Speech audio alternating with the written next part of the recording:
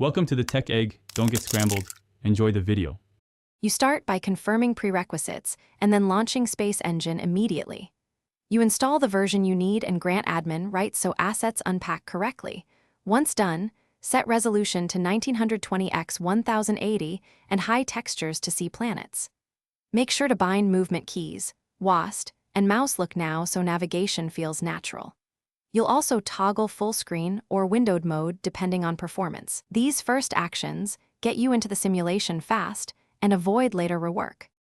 You next learn movement and observation to explore efficiently. You control motion with WASD and look with the mouse. Hold Shift to jump speed and Control to fine-tune approach. Once you find a target, press F to focus and view contextual info.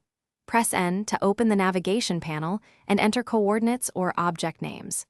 You change time progression and camera speed with numeric keys, and you adjust HUD elements, labels, and orbit lines in the View menu so clutter doesn't block your view.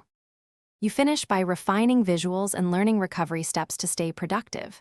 You switch camera modes, free for exploration, orbit for celestial tracking, internal for ship view, and tweak FOV for framing.